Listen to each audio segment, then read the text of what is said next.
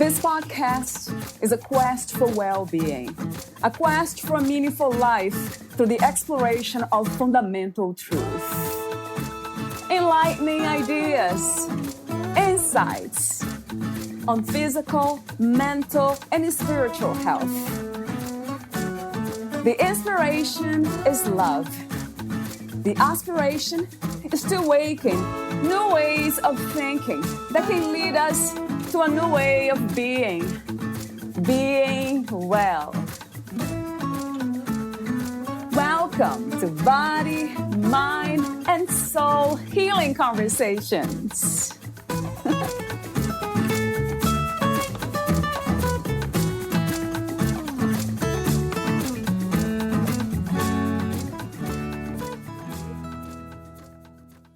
In this episode, Dr. Paola Lake discusses the topic of laying the foundation to find a healthy partnership in life. She is trained in both emotionally focused couples therapy and Gottman couples therapy, and has come to understand what qualities are important to sustain a healthy, vibrant relationship, but also what qualities are important to choose a partner who will be compatible and life-enhancing. All too often, people fall into patterns when seeking relationships, which results in unfortunate repeated disappointment and heartache. As one psychologist, Dr. Larry Waterman, has said, we spend more time considering what type of car we want than what type of partnership we want. Our quest for partnership may be driven by a need for companionship, fear of loneliness, or sexual attraction. However, without laying the groundwork to choose a right partner, we may be caught in repeated struggles and eventually become disillusioned about the prospect of finding a compatible partner. Dr. Lake provides some strategies and reflections as you open yourself up to considering a relationship.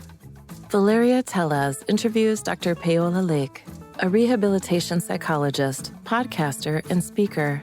Dr. Paola Lake has a passion for helping people heal and recover from past trauma and adversity so that they can release the burdens of their past, overcome emotional blocks, and develop tools and strategies to help them realize their potential and achieve personal goals. Dr. Lake adopts a mind-body approach to healing.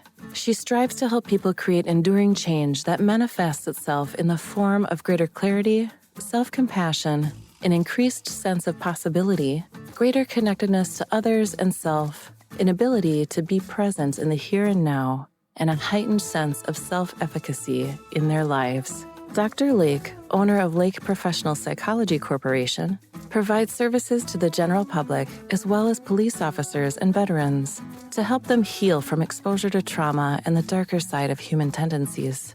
She draws from over 20 years of experience working with survivors of sexual abuse, accident victims, psychiatric clients, and those suffering from low self-esteem, grief, anxiety, or depression. As well as work in private practice, Dr. Lake hosts a podcast, The Dr. Lake Show. The focus of this show is to provide a platform to dialogue with experts and to provide insights about mental health, building resilience, healing from the past, and realizing personal dreams. Meet Dr. Lake at thedrlakeshow.ca. Here's the interview with Dr. Paola Lake.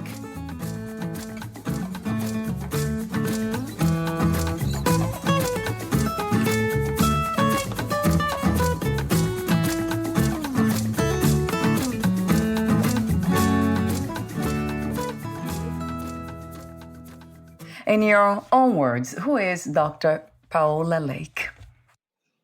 Dr. Paola Lake is a psychologist. I consider myself to be much more than that because my practice is driven by my own personal values and my sense of purpose. And I really try to live my life in accordance to everything that I share with the people that I work with. And I like to think that I work towards balance and being inclusive. And so, yeah, that's...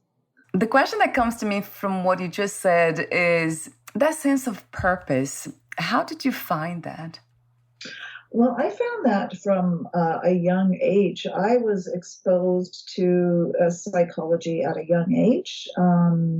I witnessed my mother during the period of the Enlightenment when people were engaging in group work, and they were a little bit different in their style at the time. And psychology was still it was still relevant, not as relevant, I think, as today. But I was fascinated by the changes that I experienced personally and the changes that I saw other people go through. And it felt very meaningful for me to do this kind of work.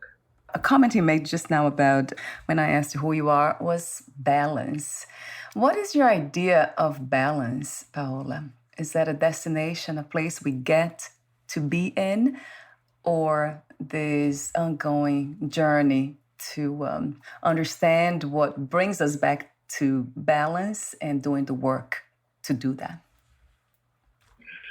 I do not see it as a destination. I see balance. The metaphor that I use as being not quite a pendulum, or that we go off center. I actually think going off center is a very natural process, and part of life is redirecting ourselves back to center, and that's why being aware and self-aware is very important, because I do believe it's an easy thing to drift, and I guess I consider them going off detours where we lose our center. And so I don't see it as something we reach as a final destination. I see it as something that we consciously need to be aware and mindful of, so that we can redirect ourselves back on that path. You mentioned self-awareness. Is that a practice? I think it's both a practice. It's something that we can cultivate. Some people, fortunately, have had the blessing of family that help cultivate self-awareness. I know Gottman is a researcher and also a clinician, but who's published a book. It's called Raising an Emotionally Intelligent Child, which I think personally we should all make that effort to learn what it means to be self-aware. I think sometimes we think we're self-aware. It doesn't mean we are. So I do think self-awareness is a practice that we need to first understand what it actually means to be self-aware, and secondly, to have reflective moments in which we take time to examine ourselves, what is affecting us, how it's affecting us, and how we are interacting with the world. And if in that awareness we are able to change, without that awareness, we tend to repeat similar patterns. Yeah, when it comes to self-awareness, let's see if I can describe the way I see it. From my experience, it has been interesting to notice the things, the feelings and the emotions in the moment, and sometimes not being able to do anything about it. Just let them be, not creating resistance to what's already present. So I'm wondering if that's helpful when it comes to self-awareness. Is that okay to let it be, even if it is something that's not pleasant to show up? 100%. That is a big practice of what I do in my clinical work, is being able to be present and befriend the parts of ourselves that we try to avoid, or that we consider and have a negative reaction to, and to try and understand what role that part is playing. In the practice I do, we often talk about exiles, and because we do exile part of feelings we don't like or don't want to deal with. And it really is transformative when we can actually sit with these parts and understand them, embrace them, befriend them. And shifts happen as a consequence of doing that, rather than just pushing some part of us away. Another open question I have for you is about love. What is your understanding of love? What is love to you? That's a good question, because I do think we have different types of love. And, I don't know that there's one unitary love, and they can be experienced differently for different people. and we have different meanings of what it means to be loved and love one another. But ultimately, an enduring love for me is to embrace to that person as they are, and to have a connection, to share love. I don't know that love is just a noun. I see love as a verb, but in the sense that we show love, and love is an act. There's action in the sharing of love, and I think there's a lot that's attached to love, because we're human. That's a human need. We need touch. We need companionship. I see those as foundational needs that humans have in order to be well. And I think that's really probably one of the more important things. If you consider how many issues arise out of people seeking love. Yeah, so true. Yeah.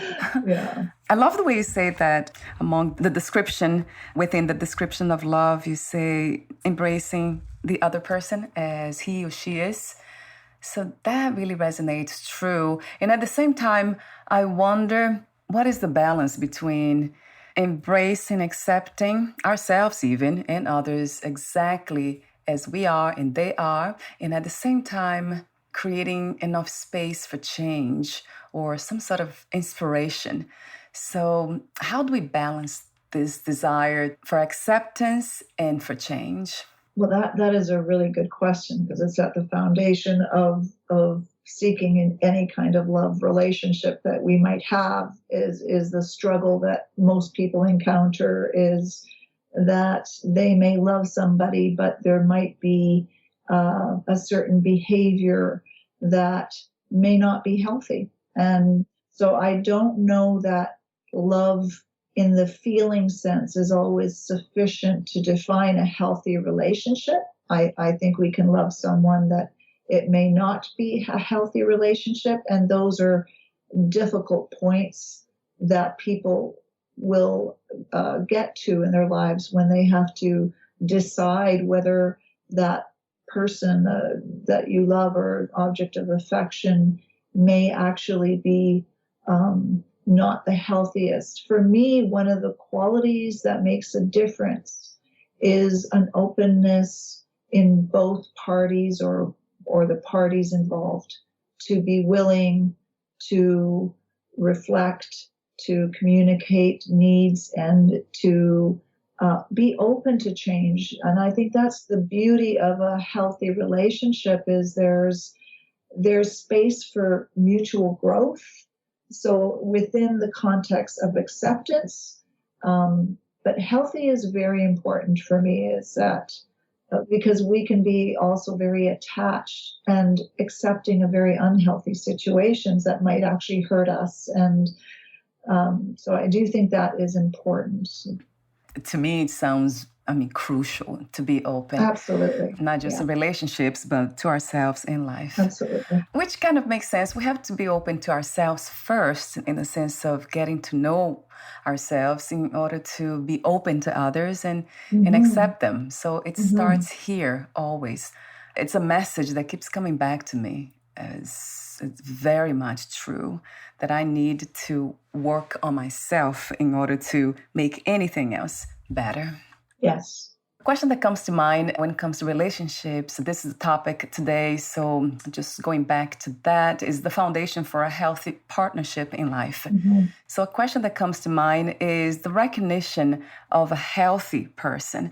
How do we learn to recognize when we are healthy, mentally, emotionally, and how do we learn to do that when it comes to partners or people that we are looking to be with?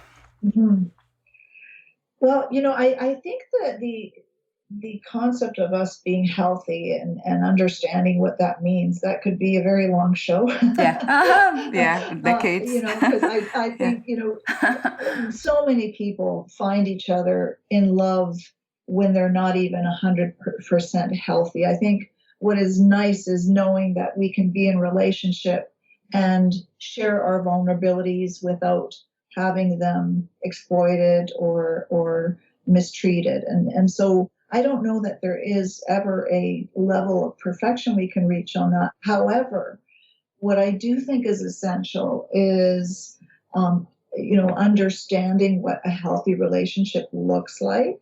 I don't think people really understand that. I think as a society, we've still been working on understanding that. One of the models I work with is Gottman. He actually has a website, Gottman.com. He's done longitudinal research, over 20 years of research with couples of all shapes and sizes, and has come to understand the masters of relationships and how they relate in their relationship over time relative to the disasters in relationship. So I think sometimes part of getting healthy is just getting a sense what that even means to be healthy. Developing self-worth for me is at the foundation of being able to choose a proper relationship. I probably went all over the place on that, but yeah. What are some of the practices that can get us to not just to understand intellectually what self-valuing and self-worth is, but to get us to embody what that is? What comes to mind, Paola? When I work with people, the process of cultivating self-valuing can depend on what their starting point was. And there are some that have had childhood trauma, and the self-valuing issue is a struggle for them. It takes them more time because they've developed some really core beliefs about themselves that need that extra attention to shift. So self-valuing for me isn't always something we get in an instant. It's a process that we work towards, but it is essential. It means feeling worthy of being treated well. It means feeling worthy of treating yourself well. It means making it okay to have a certain need met, we cannot be assertive and express our needs without a foundation of self-valuing. That really gets impaired. So self-valuing allows us to set boundaries, to ask for what we need, to make ourselves vulnerable without feeling deserving of mistreatment. I think there's a lot of different elements that go into self-valuing. It really sounds like it. So it's not as simple as we want it to be, right?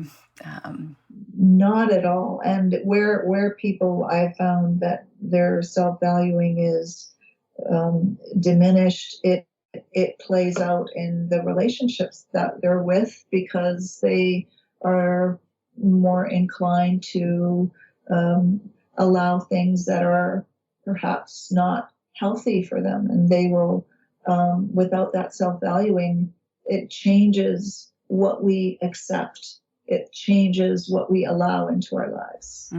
So true. What comes to mind for me is I have heard about a personality type that's called, I think it's called highly sensitive people, where even if somebody talks to them, tells them the truth, whatever needs to be said in a way that they don't perceive as being kind, then they will not feel good about the situation or the person. But that has to do with their own sensitivities and how they perceive reality in themselves. For some time, I thought I was that kind of person. So is that something that's real, Paola, from your perspective as a psychologist? I most definitely know that people have varying levels of sensitivity, and here's a way that I think of sensitivity. When I break down the word, it's sensing and picking up on things that perhaps a less sensitive person may neglect to notice. So as a sensitive person, I think it can be both a gift and a beautiful gift. And I think it can also be a challenge, because if you're sensitive, but you're lacking self-worth, then what you pick up on from others, you are likely to interpret in such a way that mirrors your own self-worth. If you are sensitive and you have self-worth, then you will be less likely to take other people's behavior personally. It's easier to resist that when it's combined with self-worth. What about boundaries? That has been also a challenge for me. How do we learn to say no and really not feel bad about it or guilt about it? I actually think that a lot of the foundation of what we think about boundaries and how it is drawn from our childhood experiences. At a very primary level. I mean, I come from an Italian culture, and guilt is big in Italian culture. I know it's big in perhaps in other cultures. So I'm very aware that boundaries are influenced by our childhood, and we may develop certain fears around boundaries, and I think they need to be explored, whatever the fears we have. Whether we fear losing relationships, whether we fear rejection or judgment, at the foundation of the challenges of setting boundaries, there are a lot of fears tied to it. And I think it's important to spend time to evaluate where do these fears come from and do some healing around them. Because if we can heal the fears, it can assist us in the fear won't be running us in the decisions to set those boundaries. I heard recently somebody that I interviewed, she said, the goal of healing is to release all fears. Mm-hmm. That really resonated true when she said that. I mean, I have heard from everybody. You said that, and so many people that I talked to. But the way she phrased was just, it just went straight to the core, in a sense of truth. Like, wow, that feels right. Yeah, so the goal of healing is to release all fears. And I wonder if that is really possible when it comes to the body. Because in my case, I have had traumas as a child and then throughout life until the age, I think, of 37, and I'm 45 now. And I still feel in the body that the body responds to certain people, situations. Does it ever go away, Paola, those responses, physical responses? I think they can. I do think when we've had childhood trauma, I do think there's the fears that those really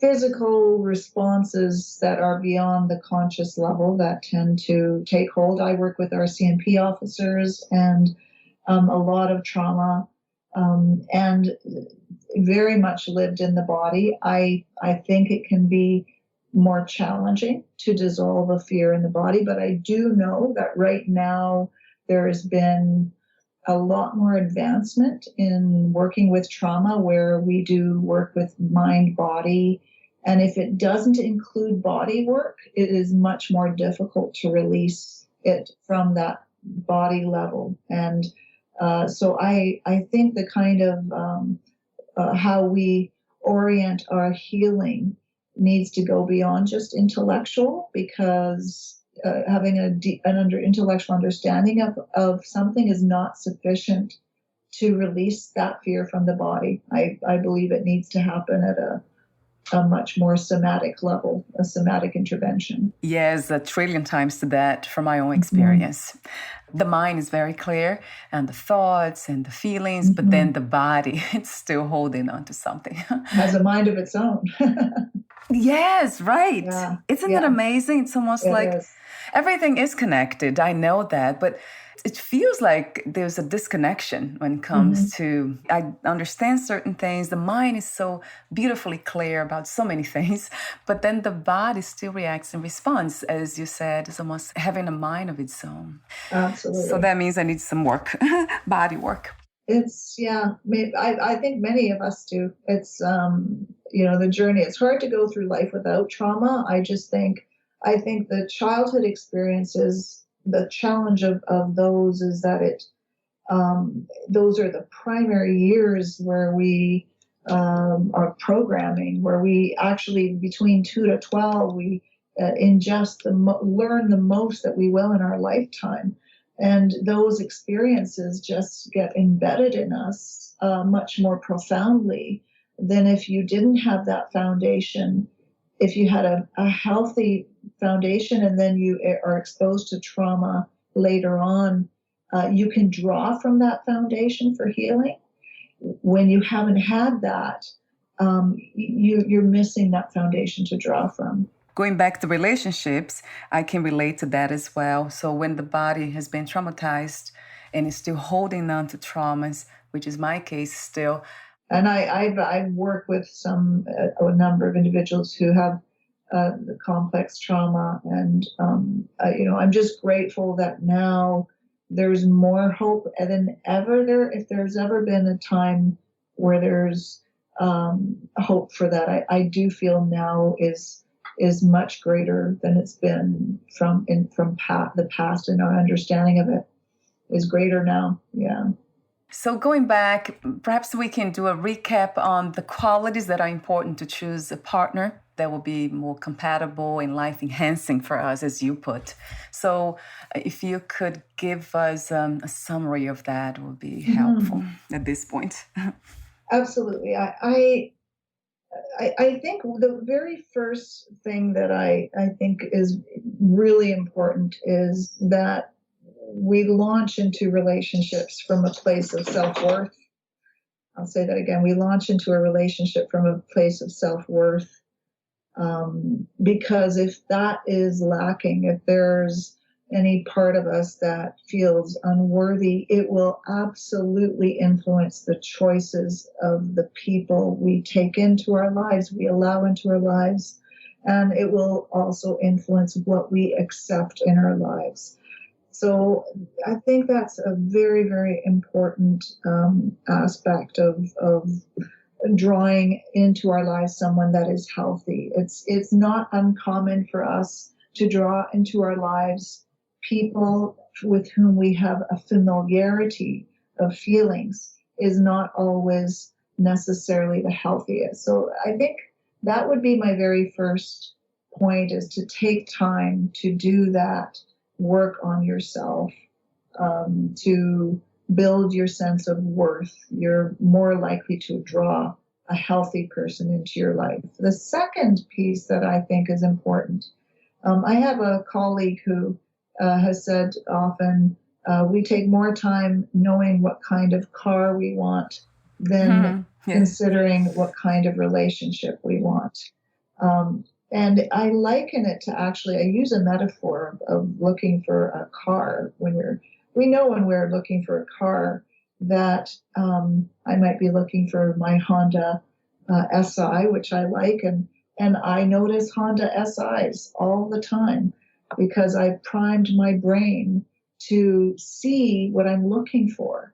And when we can do that, when we know clearly what we are wanting in our lives, what our needs are, what kind of person we have, it allows us to be better able to recognize that person when we have taken that time. So often, one of the things I will do is have people write a list of what are the qualities, and not superficial ones. I mean, what are the deal breakers for you? Good communication, an ability to deal with conflict, those kinds of things that we tend to neglect beyond just attraction, beyond just looks, something more essential to our needs as in a relational sense. The third part that I think is important is giving a relationship in the dating world to be able to give it enough time slowly to experience the seasons with somebody prior to jumping into a relationship. Bruce Lipton wrote a book that I really liked, and it was called the Honeymoon Effect. And it was really about what happens to us physiologically when we fall in love. We're inundated with hormonal changes. It actually draws out our best self. We become our best self when we are captivated by these hormones and feelings in our bodies. And it will influence how we are in those initial stages, which is why people, when they're in love, they can have a tremendous amount of wonderful feelings. But after a period of time, the real relationship, once those feelings start to calm, that's when we start to see what the real relationship looks like.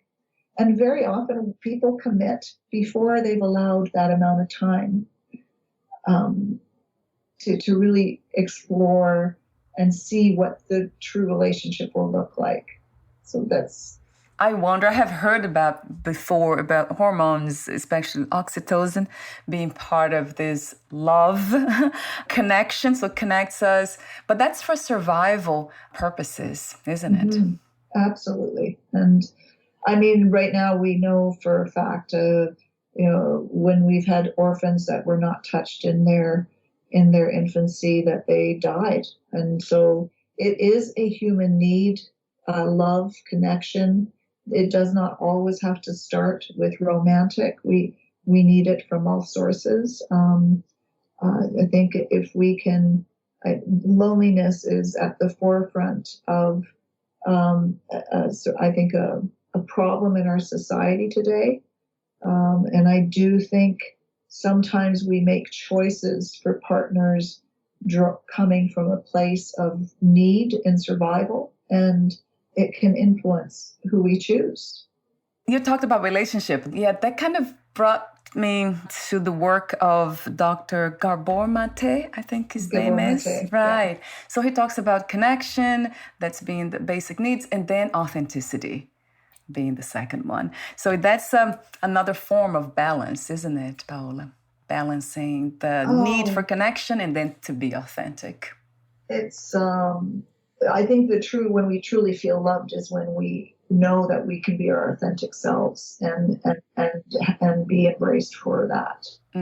So it's not a balance. It's very hard to be loved. It's very hard to feel loved if we cannot be authentic. I don't know that it's even possible. So it's not really the balance of connection, authenticity, but being authentic because we are loved. Absolutely. I love that. You also have a podcast. It's titled the Dr. Lake Show Podcast. Talk to me for a moment about that, Paola. Well, I mean, right now it's my leisure. It's my contribution. I think a big driving force for me is it comes down to authenticity and being able to talk about things and the importance of destigmatizing and having spaces for authentic conversations, so the public things can be normalized and they have a resource to get empowered in life. So that's been, I've always done some kind of contribution. I know I did a show locally, radio show for about 10 years. I was part of a show. So that's always been a driving force for me, has been wanting to share it share information that I think is valuable to larger groups. And have it become, let's change our cultural norm and allow these conversations to be out there for the public. And I see so much more of that out right now, including your show, which is just wonderful. I love what you just said about these topics becoming more natural. So it's not something that it's clinical, only doctors talk about, but we can all kind of join that dance. Absolutely. Of wisdom. One of the more amazing things that technology is allowing right now, and I think that, that's definitely a blessing. Are you still open to new clients? And do you meet them online, in person, also groups? Well, I am. I don't do groups. I have done groups in the past. Right now, because I've been in practice and I've changed my format of practice. I'm no longer doing that. I'm very busy, and I wish there were more resources right now out there. I think what I do see is a lot of people, struggling and trying to find the help that they need. So I am one human being, and I'm very, very busy. I've honestly had wait lists for years. I got to a point where I had to reduce my wait list and actually get rid of the wait list. So I'm just, because it felt like a lot of pressure to see a lot of people, but it's a great practice. I love the work. And self-care is so important doing this work as well. Right. It goes back to those values and self-worth, in a sense of self-love, and those practice of self-kindness. I agree. We tend to take too much for some reason. And I see that women do that more often than men do. And I'm not sure why exactly. I mean, I have some ideas. Yes, that would be another show. That's another, I was about to say that. It's completely, another conversation. So we're almost at the end. I do have a few more questions for you, the ending questions. Before that, would you like to add anything else, Paola, that we left unsaid? Well, I just want to give the message there. I think there's, for those that are feeling alone and lonely, I mean, it's important for me that I'd like them to know that they are, no pun intended, but not really alone in that. There's someone out there who's also looking for a relationship. I think it's important to find positive people to give you inspiration and can guide you to being open to a positive relationship. It's too easy. It's easy to give up, but I think it's so important to give relationship a chance. And if it hasn't worked out for you to date, maybe do some work on refining and figuring out how you can draw a healthy person into your life. It's never too late. I've seen people in their 60s. I have an aunt in her 70s who found somebody and is laughing every day. It's been years now. So I really want people just to keep that door open to know that it can happen at any time. At this time, what do you feel is the world's greatest need? I do believe people have lost trust, and I think and connection with one another. I think it's a source of much of the conflict and that I see happening in the world. So I do think people need to reconnect with all the qualities that existed, because right now it feels like a very volatile time in society, and lots of dysregulation or underregulation, and people lots of anger.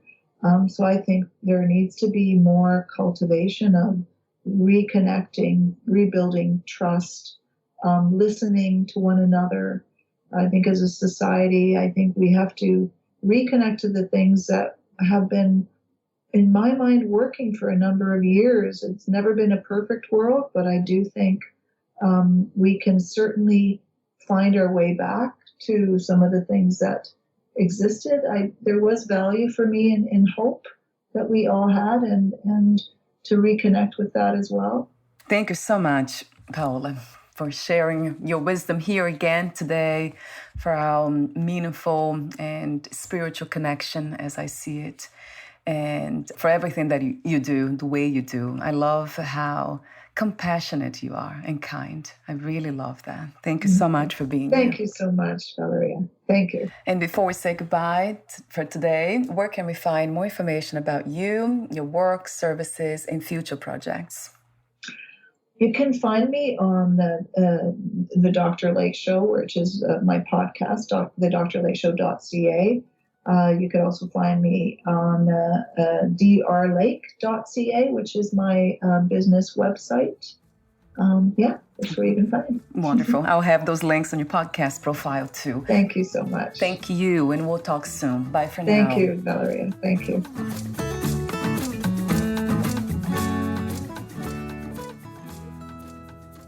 Thank you for listening. To learn more about Dr. Paola Lake and her work, please visit thedrlakeshow.ca.